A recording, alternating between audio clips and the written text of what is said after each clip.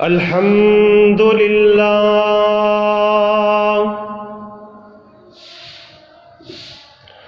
الحمد لله وكفى وسلام على عباده الذين اصطفى خصوصا على سيد الرسل وخاتم الأنبياء وعلى آله وأصحابه الأتقياء الذين هم خلاصة العرب العرباء وخير الخلائق بعد الأنبياء أما بعد فأعوذ بالله من الشيطان الرجيم بسم الله الرحمن الرحيم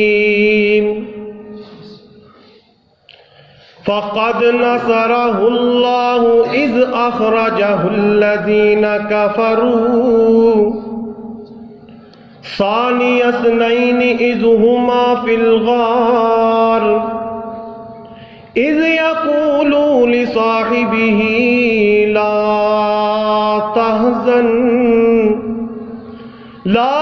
تحزن إن الله معنا صدق الله العظيم وصدق رسوله النبي الكريم ونحن على ذلك من الشاهدين والشاكرين والحمد لله رب العالمين سبحان ربك رب العزة عما يصفون وسلام على المرسلين والحمد لله رب العالمين اللهم صل على محمد وعلى آل محمد كما صليت على إبراهيم وعلى آل إبراهيم إنك حميد مجيد اللهم بارك على محمد وعلى آل محمد كما باركت على إبراهيم وعلى آل إبراهيم إنك حميد مجيد جس کو صدیق ذات خدا نے کہا اور صدیق ہی مصطفیٰ نے کہا، جس کو صدیق شیر خدا نے کہا، یوں ہی صدیق سب اولیاء نے کہا۔ میں بھی کہتا ہوں صدیق صدیق ہے، جو نہ صدیق مانے وہ زندیق ہے۔ میرے واجب الاحترام دوستوں، بزرگوں، نوجوان ساتھیوں، یہ جماعتی الثانی کا مہینہ ہے۔ اس مہینے میں صداقت کے تاجدار، نائب رسول، ساتھی غار و مزار، ثانی اثنین، خلیفہ رسول سیدنا حضرت ابو بکر صدیق رضی اللہ تعالیٰ عنہ کی وفات ہوئی۔ یہ وہ ہستی ہیں جن کا تعارف عرش عظیم کے مالک، ساری کائنات کے خالق، پروردگار عالم اللہ رب العالمین نے خود کروایا ہے۔ جہاں سرکار دو عالم صلی اللہ علیہ وسلم کے اوصاف اور علامات تورات و انجیل میں بیان فرمائیں، وہاں سیدنا صدیق اکبر رضی اللہ تعالیٰ عنہ کی نشانیاں بھی نازل فرمائیں۔ حضور علیہ الصلوۃ والسلام کی بعثت سے قبل حضرت ابو بکر صدیق رضی اللہ تعالیٰ عنہ تجارت کی غرض سے ملک شام تشریف لے گئے۔ وہاں تورات و انجیل کے ایک بہت بڑے عالم سے ملاقات ہو گئی۔ وہ حضرت ابو بکر صدیق رضی اللہ تعالیٰ عنہ کی طرف بڑے غور سے دیکھتا رہا اور پھر علیحدگی میں لے جا کر پوچھنے لگا، کیا تم مکے کا باشندہ ہے؟ آپ نے فرمایا ہاں۔ پھر پوچھنے لگا، کیا تو قریشی ہے؟ تو آپ نے فرمایا ہاں۔ پھر اس نے سوال کیا، کیا تو بنی تیم سے ہے؟ صدیق اکبر رضی اللہ تعالیٰ عنہ نے پھر ہاں میں جواب دیا۔ تو وہ عرض کرنے لگا کہ میری ایک نشانی باقی رہ گئی ہے، خدا را اپنے پیٹ سے کپڑا ہٹائیے۔ اس کے شدید اصرار پر جب سیدنا صدیق اکبر رضی اللہ تعالیٰ عنہ نے پیٹ سے کپڑا ہٹایا تو وہ آپ کی ناف پر دل دیکھ کر اش اش کر اٹھا اور کہنے لگا، میں تورات و انجیل کا عالم ہوں۔ ان کتب میں نبی آخر الزمان صلی اللہ علیہ وسلم کی نشانیاں بیان کی گئی ہیں، ان کے ساتھ ان کے سب سے بڑے رفیق کی نشانیاں بھی ہیں۔ ان علامات کے مطابق میں نے تیرے چہرے کو دیکھتے ہی پہچان لیا، مگر خفیہ علامت دیکھ کر اپنے خیالات کا اظہار کرنا چاہتا تھا۔ جب وہ بھی صحیح پائی تو میں آپ کو خوشخبری سناتا ہوں کہ آپ وہ خوش قسمت انسان ہیں جن سے اللہ رب العالمین اپنے آخری پیغمبر حضرت محمد صلی اللہ علیہ وسلم کی نبوت کی تصدیق سب سے پہلے کروائے گا۔ آپ کو دیکھ کر معلوم ہوتا ہے کہ پیغمبر آخر الزمان کے ظہور کا وقت بالکل قریب ہے، اور آخری پیغمبر مکہ مکرمہ میں اپنی نبوت کا اعلان کرے گا اور سب سے پہلے تو ہی اس کی تصدیق کرے گا۔ حضرت سیدنا صدیق اکبر رضی اللہ تعالیٰ عنہ اس کی یہ باتیں سن کر حیران ہو گئے۔ جب آپ سفر سے واپس آئے اور اپنے سب سے پیارے دوست محمد بن عبداللہ سے ملنے گئے تو سرکار دو عالم صلی اللہ علیہ وسلم نے فرمایا، اے ابو بکر، اگر میں کہوں کہ میں اللہ کا پیغمبر ہوں تو کیا تو میری تصدیق کرے گا؟ تو حضرت سیدنا صدیق اکبر رضی اللہ تعالیٰ عنہ نے جواب دیا بقول کسی شاعر کے، پہلے اعلان تے آکھیا میں حاضر میرے حضور، پہلے اعلان تے آکھیا میں حاضر میرے حضور، نہ سوچا نہ آزمایا صدیق نے، نہ سوچا نہ آزمایا صدیق نے، کتنا بلند مقام ہے پایا صدیق نے۔ والد صاحب کی یاد آئی، بستر نبی دے کول لگایا صدیق نے،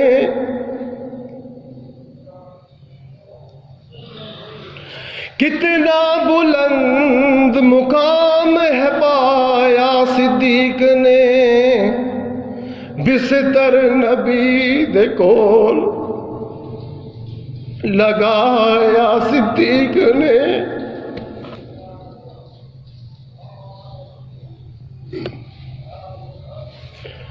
حضرات محترم توجہ فرمائیں، اللہ رب العالمین نے 1,24,000 کم و بیش انبیاء علیہ السلام کا مصدق سرکار دو عالم صلی اللہ علیہ وسلم کو بنایا، اور سرکار دو عالم صلی اللہ علیہ وسلم کی نبوت و رسالت کا مصدق حضرت ابو بکر صدیق کو بنا کر صداقت کا تاج ان کے سر پر سجا کر فرش و عرش پر ان کی عظمت کے جھنڈے لہرا دیے، اور قرآن مقدس میں اعلان فرمایا والذی جاء بالصدق وصدق به اولئک هم المتقون۔ تمام مفسرین کرام فرماتے ہیں جاء بالصدق سے مراد حضرت محمد مصطفیٰ ہیں، اور صدق بھی سے مراد حضرت ابو بکر صدیق رضی اللہ تعالیٰ عنہ ہیں۔ اللہ کے پاک پیغمبر علیہ الصلوۃ والسلام فرماتے ہیں میں نے جسے بھی اسلام کی دعوت دی اس نے مجھ سے دلیل طلب کی سوائے ابو بکر صدیق کے کہ اس نے بغیر دلیل کے میری نبوت کی تصدیق کی۔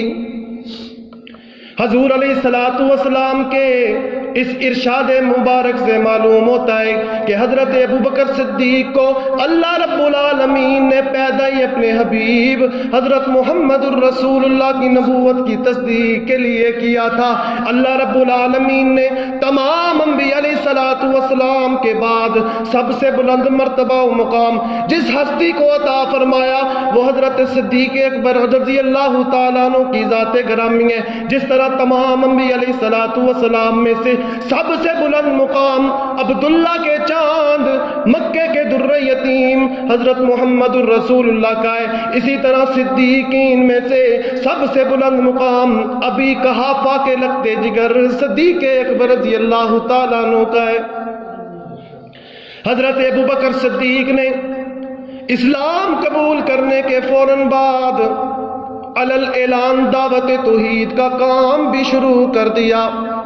آپ ہی وہ پہلے شخص تھے جنہوں نے اللہ کے پاک پیغمبر علیہ الصلوۃ والسلام کے بعد لوگوں کو اسلام کی دعوت دی۔ آپ ہی کی دعوت سے حضرت عثمان غنی ذوالنورین اور حضرت عبد الرحمن بن عوف جیسے عظیم صحابہ ایمان لائے۔ ایک دفعہ تو دعوت توحید کی پتاش میں کفار مکہ نے حرم کعبہ میں صدیق اکبر کو اتنا مارا کہ آپ بے ہوش ہو گئے، اور بے ہوشی کی حالت میں بھی ان ظالموں نے بس نہ کی اور مارتے رہے حتیٰ کہ انہیں صدیق اکبر کی موت کا یقین ہو گیا۔ حضرت صدیق اکبر رضی اللہ تعالیٰ عنہ کے قبیلہ کے لوگ آئے اور آپ کو ایک کپڑے میں لپیٹ کر اٹھا کر گھر لے گئے۔ حضرت صدیق اکبر کے والد، والدہ اور دیگر اہل خاندان سب پریشان تھے، ہر طرح سے آپ کو ہوش میں لانے کی کوشش کرتے رہے۔ شام کے وقت حضرت صدیق اکبر نے آنکھیں کھولی تو سب نے پوچھا کیا حال ہے صدیق؟ مگر صدیق پہ قربان جاؤں حضرت صدیق اکبر کی زبان سے پہلا جملہ یہ نکلا آئین حبیبی کیف حالہ واصحابہ، کہ میرے پیارے محبوب حضرت محمد الرسول اللہ کہاں ہیں، ان کا کیا حال ہے؟ حاضرین مجلس نے وہ سمجھایا کہ انہی کی وجہ سے تو آپ پر اتنی تکلیفیں آئی ہیں، پھر انہی کا ذکر کرتے ہو۔ ماں باپ نے کوشش کی کہ تھوڑا سا دودھ پی لے تاکہ کچھ قوت آ جائے، مگر صدیق اکبر نے سختی سے انکار کر دیا اور فرمایا کہ اللہ کی قسم میں ہرگز کچھ نہ کھاؤں گا، کچھ نہ پیوں گا جب تک اپنے پیارے حبیب حضرت محمد الرسول اللہ کا رخ انور نہ دیکھ لوں۔ آدھی رات کے وقت صدیق اکبر کی والدہ اور ام جمیل حضرت صدیق اکبر کو دار ارقم لے گئیں۔ جو ہی اللہ کے پاک پیغمبر علیہ الصلوۃ والسلام نے حضرت ابو بکر صدیق رضی اللہ تعالیٰ عنہ کو دیکھا تو اٹھ کے گلے لگا لیا اور پھر حال و حوال پوچھا تو سیدنا صدیق اکبر رضی اللہ تعالیٰ عنہ نے عرض کیا یا رسول اللہ، آپ کی زیارت کی وجہ سے بحمدللہ ساری تکلیفیں دور ہو گئی ہیں۔ حضور علیہ الصلوۃ والسلام کی زندگی مبارک میں 2 راتیں یادگار، ان راتوں کے سفر یادگار اور ان سفروں میں 2 رفیق سفر یادگار ہیں۔ ایک رات معراج کی رات، اس رات کا ہم سفر فرشتوں کا سردار سید الملائکہ حضرت سیدنا جبریل علیہ الصلوۃ والسلام تھے۔ دوسری رات ہجرت کی رات، اس رات کا ہم سفر ساری امت کا سردار سیدنا صدیق اکبر تھے۔ معراج کی رات رفیق سفر نبی کے در پر لینے آیا اور براق ساتھ لایا۔ ہجرت کی رات تاجدار ختم نبوت خود صدیق کے در پر رفیق سفر کو لینے آئے۔ حضرات محترم، دونوں رفیق شان والے، عظمتوں والے، رفتوں والے، مگر فرق یہ ہے کہ معراج کی رات کا رفیق سفر ایک موڑ تک گیا، مگر ہجرت کے سفر کا رفیق سفر تو توڑ تک گیا۔ معراج کی رات جبریل امین علیہ الصلوۃ والسلام سدرۃ المنتہا تک گئے، اس سے آگے نہ جا سکے، مگر ہجرت کی رات کا رفیق سفر آج بھی نبوت کے ساتھ سو رہا ہے۔ کسی نے کیا خوب کہا، دنیا تے جاری کیتی یاری دی اے مثالے، مکے تو لے کے ٹریا اج بھی نبی دے نالے، نبی دے نال مر کے پہرے دار ہو گیا اے، صدیق سب تو اعلیٰ اقرار ہو گیا اے، صدیق سب تو اعلیٰ اقرار ہو گیا اے، ہجرت دی رات سائیں دا غم خار ہو گیا اے، صدیق سب تو اعلیٰ اقرار ہو گیا اے۔ ہجرت کی رات ولایت نبی کے دروازے پر اور نبوت صداقت کے دروازے پر حضور علیہ الصلوۃ والسلام کشانہ صدیقی پر تشریف لائے اور فرمایا، اے ابو بکر میرے ساتھ چلو، آج مکہ چھوڑنے کا حکم ملا ہے۔ سیدنا صدیق اکبر کی آنکھوں میں مسرت سے آنسو آ گئے کہ آج مجھے رسالت کی رفاقت کی قابل فخر سعادتیں حاصل ہو رہی ہیں۔ دونوں محبوب و محب رات کی تاریکی میں کشانہ صدیق اکبر سے نکلتے ہیں اور غار سور کے قصد و ارادے سے تشریف لے گئے۔ مکہ مکرمہ سے 4-5 میل کے فاصلے پر غار سور ہے۔ اس کی چڑھائی نہایت دشوار تھی، راستہ بہت ہی سنگلاق تھا، نکیلے پتھر نبی اکرم صلی اللہ علیہ وسلم کے پاؤں مبارک کو زخمی کر رہے تھے اور ٹھوکر لگنے سے حضور علیہ الصلوۃ والسلام کو نہایت تکلیف ہو رہی تھی۔ سیدنا صدیق اکبر رضی اللہ تعالیٰ عنہ اپنے محبوب کی اس تکلیف کو دیکھ کر برداشت نہ کر سکے، نہایت ادب سے ٹہرتے ہوئے عرض کیا، اے حضور میں آپ کی اس تکلیف کو برداشت نہیں کر سکتا، اے اللہ کے حبیب میرے کندھوں پر سوار ہو جائیں۔ امام ابن تیمیہ رحمۃ اللہ علیہ فرماتے ہیں کہ صدیق اکبر رضی اللہ تعالیٰ عنہ نے پیارے پیغمبر علیہ الصلوۃ والسلام سے عرض کیا، یا رسول اللہ آپ میرے کندھوں پر سوار ہو جائیں۔ نبی علیہ الصلوۃ والسلام کو پوری زندگی کسی نے نہیں کہا کہ میرے کندھوں پر چڑھ جائیں، اس لیے کہ نبی علیہ الصلوۃ والسلام کا بوجھ کوئی اٹھا ہی نہیں سکتا تھا۔ صرف ایک ابو بکر صدیق تھے جنہوں نے دنیا میں نبوت کو اپنے کندھوں پر اٹھایا اور آپ کی وفات کے بعد امامت اور خلافت کا بوجھ اٹھایا۔ علامہ ابن حجر کہتے ہیں، کیسا وہ حسین منظر ہوگا جب کندھے صدیق اکبر کے ہوں گے اور سواری سید الانبیاء امام الانبیاء سرور کونین شافی معاشر ساقی کوثر مکے کے در یتیم آمینہ کے لال عبداللہ کے چاند دونوں جہانوں کے سردار مقام محمود کا دولہ حضرت سیدنا محمد الرسول اللہ کی ہوگی۔ حضور علیہ الصلوۃ والسلام کے کندھوں پر مہر نبوت ہے۔ قربان جاؤں صدیق تیری عظمت پہ کہ ان کے کندھوں پر وجود نبوت سوار ہے۔ صدیق اکبر کا انتخاب کتنا اچھا ہے۔ کسی شاعر نے کیا خوب کہا، پروانے کو چراغ ہے بلبل کو پھول بس، صدیق کے لیے خدا کا رسول بس۔ حضرت سیدنا صدیق اکبر رضی اللہ تعالیٰ عنہ حضور علیہ الصلوۃ والسلام کو اپنے کندھوں پر اٹھا کر 5000 فٹ کی بلندی پر لے گئے اور غار سور کے سامنے پہنچ گئے۔ غار میں سب سے پہلے صدیق اکبر داخل ہوتے ہیں تاکہ غار کی مکمل طور پر صفائی کر کے پھر سرکار دو عالم صلی اللہ علیہ وسلم کو داخل کیا جائے۔ چنانچہ سیدنا صدیق اکبر غار میں داخل ہو گئے خود جھاڑو دیا، ایک طرف کچھ سوراخ تھے، حضرت صدیق اکبر نے اپنی چادر پھاڑ کے اسے انہیں بند کر دیا، 2 سوراخ بچ گئے، تو حضرت صدیق اکبر نے اپنے دونوں پاؤں ان پر رکھ دیے، پھر اللہ کے پاک پیغمبر علیہ الصلوۃ والسلام سے عرض کیا یا رسول اللہ آپ اندر تشریف لائیے، چنانچہ سیدنا محمد الرسول اللہ اندر تشریف لائے اور حضرت سیدنا ابو بکر صدیق رضی اللہ تعالیٰ عنہ کی گود میں سر مبارک رکھ کر سو گئے۔ علامہ ابن حجر کہتے ہیں صداقت کے تاجدار نے یہ نہیں کہا کہ اے اللہ کے نبی جی ہم دونوں آرام کرتے ہیں، بلکہ عرض کی یا رسول اللہ آپ آرام فرمائے میں پیرا دیتا ہوں۔ حضور علیہ الصلوۃ والسلام صداقت کی گود میں لیٹ جاتے ہیں اور صدیق اکبر رضی اللہ تعالیٰ عنہ جمال نبوت کا دیدار کر کے راحتیں محسوس کرتے ہیں اور اپنی ساری تھکاوٹوں کو بھول جاتے ہیں۔ ایک سوراخ میں سے سانپ نے حضرت ابو بکر صدیق رضی اللہ تعالیٰ عنہ کے پاؤں میں ڈس لیا، اس سانپ کے ڈسنے سے حضرت صدیق اکبر رضی اللہ تعالیٰ نے حرکت نہ کی تاکہ سرکار دو عالم صلی اللہ علیہ وسلم کے آرام اور نیند میں کوئی خلل نہ آئے۔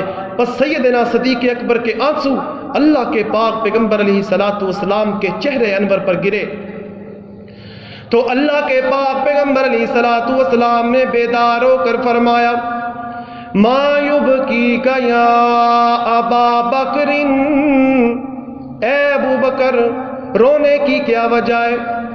عرض کیا یا رسول اللہ آپ پر میرے ماں باپ فدا ہوں، مجھے سانپ نے ڈنس لیا ہے۔ اللہ کے پاک پیغمبر علیہ الصلوۃ والسلام نے اس جگہ اپنا لعاب دغن لگایا تو سب دکھ درد جاتا رہا۔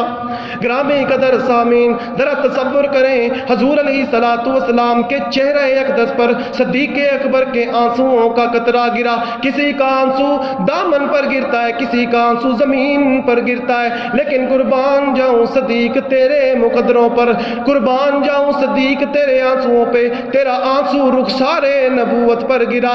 جتنا قیمتی آنسو تھا اس سے زیادہ قیمتی رخسار نبوت تھا۔ غار سور کے اندر یار غار نے صدق و صفا، عشق و وفا اور جان نثاری و قربانی کا جو بے مثال مظاہرہ فرمایا، وہ ایک ایسا عظیم شاہکار ہے جسے تاریخ و سیرت کے علاوہ خود کتاب اللہ نے غیر فانی اور زندہ جاوید بنا دیا۔ قرآن کہتا ہے فَقَدْ نَصَرَهُ اللَّهُ إِذْ أَخْرَجَهُ الَّذِينَ كَفَرُوا ثَانِيَ اثْنَيْنِ إِذْ هُمَا فِي الْغَارِ إِذْ يَقُولُ لِصَاحِبِهِ لا تحزن ان اللہ معانا۔ اللہ رب العالمین نے آپ کی مدد اس وقت فرمائی جبکہ کفار نے آپ کو مکے سے نکال دیا تھا، جبکہ آپ 2 آدمیوں میں سے دوسرے تھے، جس وقت کے وہ دونوں غار میں تھے، جب آپ اپنے یار غار سے فرما رہے تھے کہ غم نہ کھاؤ، اللہ رب العالمین ہمارے ساتھ ہے۔ حضرت سیدنا فاروق اعظم فرماتے ہیں مجھے یہ پسند ہے کہ میری تمام زندگی کا عمل حضرت سیدنا ابو بکر صدیق رضی اللہ تعالیٰ عنہ کے ایام میں سے ایک یوم کے برابر اور تمام راتوں کا عمل ایک رات کے برابر ہو جائے تو میرے لیے سودا سستا ہوگا۔ پوچھا گیا کون سی رات؟ فرمایا کہ جس رات وہ اللہ کے پاک پیغمبر علیہ الصلوۃ والسلام حضرت محمد الرسول اللہ کے ساتھ غار سور کی طرف تشریف لے گئے تھے۔ مشرکین مکہ نے دونوں حضرات کی تلاش کے لیے 200 اونٹوں کا انعامی اعلان کر رکھا تھا، اس لیے بہت سے لوگ حضور علیہ الصلوۃ والسلام کی تلاش کے لیے نکل کھڑے ہوئے۔ ایک دفعہ تو چند کفار بالکل غار کے دہانے پہنچ گئے۔ حضرت سیدنا صدیق اکبر رضی اللہ تعالیٰ عنہ کو نبی علیہ الصلوۃ والسلام کی فکر دامن گیر ہوئی تو اللہ کے پاک پیغمبر علیہ الصلوۃ والسلام نے فرمایا لا تحزن ان اللہ معانا، او میرے صدیق، اے میرے یار غار، گھبرانے کی ضرورت نہیں، اللہ رب العالمین کی ہم مدد ہمارے ساتھ ہے۔ پھر اللہ کے پاک پیغمبر علیہ الصلوۃ والسلام نے فرمایا ما ظنک باثنین اللہ ثالثہما، ان دونوں کے بارے میں تیرا کیا خیال ہے جو اکیلے نہیں، تیسرا اللہ رب العالمین بھی ان کے ساتھ ہے۔ اللہ رب العالمین نے اس موقع پر مکڑی کے جالے سے کام لے کر اپنے پیارے حبیب حضرت محمد الرسول اللہ کی حفاظت فرمائی۔ غار میں قیام کے دوران کھانا حضرت ابو بکر صدیق رضی اللہ تعالیٰ عنہ کے گھر سے آتا رہا۔ آپ کا بیٹا عبداللہ بن ابی بکر اور غلام عامر بن فہیرہ بکریاں چراتے غار کے منہ پر لے آتے اور دودھ نکال کر خدمت اقدس میں پیش کر دیتے۔ غار سے نکلنے کے بعد سفر کے تمام اسباب حضرت سیدنا صدیق اکبر رضی اللہ تعالیٰ عنہ کی طرف سے مہیا تھے۔ 2 اونٹنیاں اور زادے راہ لے کر حضرت صدیق اکبر کے غلام عامر بن فہیرہ حاضر ہو گئے۔ اس لیے اللہ کے پاک پیغمبر علیہ الصلوۃ والسلام نے ایک موقع پر ارشاد فرمایا کہ جس کسی آدمی نے بھی ہمارے اوپر جو احسان کیا ہم نے اس کا بدلہ دنیا میں ہی اتار دیا، سوائے ابو بکر صدیق کے کہ اس کے اتنے احسانات میرے اوپر ہیں کہ میں ان کا بدلہ دنیا میں نہ اتار سکا، ان کا بدلہ قیامت کے دن اللہ رب العالمین ہی ان کو عطا فرمائے گا۔ میدان بدر میں 313 مسلمانوں کے مقابلے میں کفار کا 1000 کا لشکر موجود تھا، اور اس رات صحابہ اکرام رضوان اللہ علیہم اجمعین کے لیے حضور علیہ الصلوۃ والسلام کی ذات اقدس کی حفاظت ایک عظیم چیلنج تھا۔ چنانچہ انہوں نے حضور علیہ الصلوۃ والسلام کے لیے ایک جھونپڑی سی تیار کی۔ حضرت علی شیر خدا رضی اللہ تعالیٰ عنہ فرماتے ہیں کہ پھر سوال پیدا ہوا کہ کون شخص رات کے وقت پیارے پیغمبر علیہ الصلوۃ والسلام کی حفاظت کے لیے عریش بدر پر پہرا دے گا؟ تو خدا کی قسم ہم میں سے کوئی شخص بھی اس خطرناک ڈیوٹی کے لیے تیار نہ ہوا سوائے ابو بکر صدیق کے، جو تلوار کھینچ کر سامنے آ گئے اور پہرے کی ذمہ داری سنبھال لی۔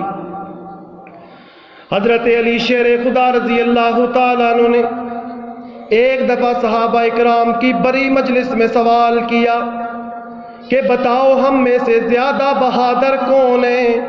لوگوں نے کہا کہ آپ ہی سب سے زیادہ بہادر ہیں۔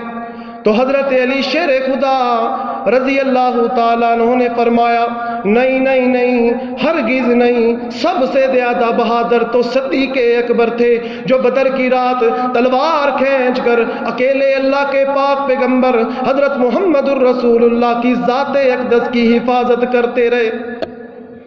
اللہ کے پاک پیغمبر علیہ الصلوۃ والسلام نے ایک موقع پر ارشاد فرمایا کہ جنت کے 8 دروازے ان کے نام لوگوں کے اعمال کی مناسبت سے رکھے گئے ہیں۔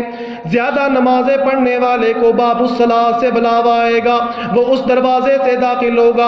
اسی طرح صدقہ کرنے والے کو باب الصدقہ سے، روزہ رکھنے والے کو باب الریان سے بلاوا آئے گا اور داخلہ نصیب ہوگا۔ حضرت سیدنا صدیق اکبر رضی اللہ تعالیٰ عنہ پاس بیٹھے تھے، عرض کرنے لگے یا رسول اللہ، کسی ایک دروازے سے بھی بلاوا آ جائے تو کام تو بن نہیں جائے گا، کیا کوئی ایسا خوش نصیب بھی ہوگا جس کو سب دروازوں سے بلاوا آئے گا؟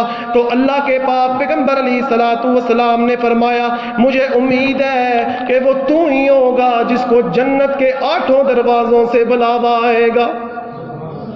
حضرت ایک دفعہ اللہ کے پاک پیغمبر علیہ الصلوۃ والسلام نے حضرت ابو بکر صدیق رضی اللہ تعالیٰ عنہ سے فرمایا کہ تو غار میں بھی میرا ساتھی ہے اور حوض کوثر پر بھی میرا ساتھی ہوگا۔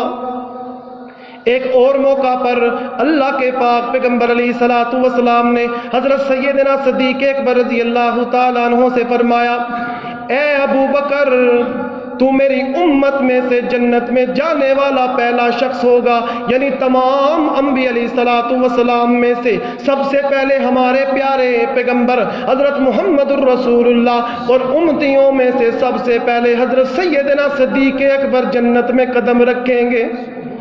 آخر میں اللہ رب العالمین سے دعا ہے کہ اللہ رب العالمین ہمیں حضرت سیدنا صدیق اکبر رضی اللہ تعالیٰ عنہ کی سچی محبت نصیب فرمائے، اور تمام صحابہ اکرام و اہل بیت رضوان اللہ علیہم اجمعین کی کا دفاع کرنے کی توفیق نصیب فرمائے۔ آمین وما علینا الا البلاغ المبین۔